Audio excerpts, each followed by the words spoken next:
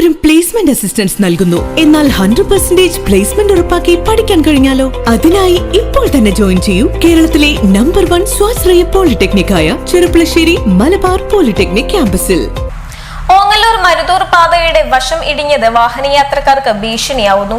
ആഴ്ചകൾക്ക് മുൻപ് ലോറി മറിഞ്ഞാണ് പാടത്തിനോട് ചേർന്ന റോഡിന്റെ വശം തകർന്നത്.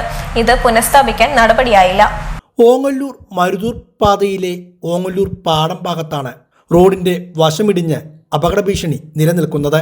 ആഴ്ചകൾക്ക് മുമ്പ് ഓങ്ങല്ലൂർ പാടത്ത് വെച്ച് ലോറി പാടത്തേക്ക് മറിഞ്ഞ സാഹചര്യത്തിലാണ് റോഡിന്റെ വശം ഇടിയാൻ കാരണമായത്. മഴ കനത്തതോടെ ഇടിഞ്ഞ ഭാഗം കൂടുതൽ ഭാഗങ്ങളിലേക്ക് വ്യാപിക്കുവാനും തുടങ്ങിയിട്ടുണ്ട്. ഇത് ഈ വഴി പോകുന്ന വാഹനങ്ങൾക്ക് വലിയ ഭീഷണിയാണ് ഉയർത്തുന്നത്.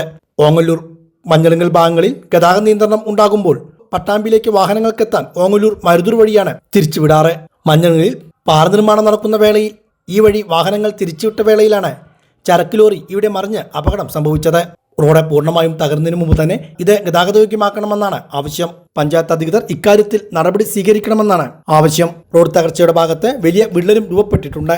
ഇതിന് അടിയന്തര പരിഹാരം കാണണമെന്ന് സംസ്കാര സാഹിതി നിയോജകമണ്ഡലം ചെയർമാനും ബ്ലോക്ക് കോൺഗ്രസ് കമ്മിറ്റി എക്സിക്യൂട്ടീവ് അംഗവുമായ സജീഷ് മരുതൂരും മോട്ടോർ തൊഴിലാളി യൂണിയൻ മണ്ഡലം പ്രസിഡന്റും കോൺഗ്രസ് ബ്ലോക്ക് കമ്മിറ്റി എക്സിക്യൂട്ടീവ് അംഗവുമായ വി ഉണ്ണികൃഷ്ണനും സംസ്കാര സാഹിതി നിയോജകമണ്ഡലം സെക്രട്ടറി ഷെബീർ യുക്കയും ആവശ്യപ്പെട്ടു.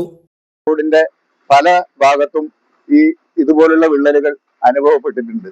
ആ വിള്ളലുകൾ റിപ്പയർ ചെയ്തുകൊണ്ട് ആ റോഡിന്റെ വീതി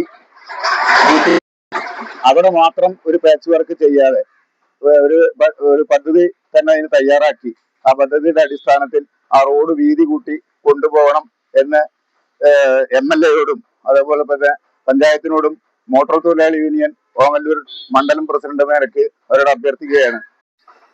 ഓങ്ങല്ലൂർ മരുതൂർ റോഡ് പൂർണ്ണമായി ഗതാഗത യോഗ്യമല്ലാതായിട്ട് പ്രധാനമായിട്ടും ഹെവി വാഹനങ്ങൾ അതിലൂടെ നിരന്തരം പോകുന്ന ഒരു അവസ്ഥ കുറച്ച് ദിവസമായിട്ട് തുടരുകയാണ്. അതിന്റെ പ്രധാനപ്പെട്ട ഒരു കാരണം നമ്മുടെ പാലക്കാട് റോഡ് പണി നടക്കുന്നുണ്ട്. ആ റോഡ് പണി നടക്കുന്നതിന്റെ ഭാഗമായിട്ട് അവിടെ എന്നും ബ്ലോക്കാണ്.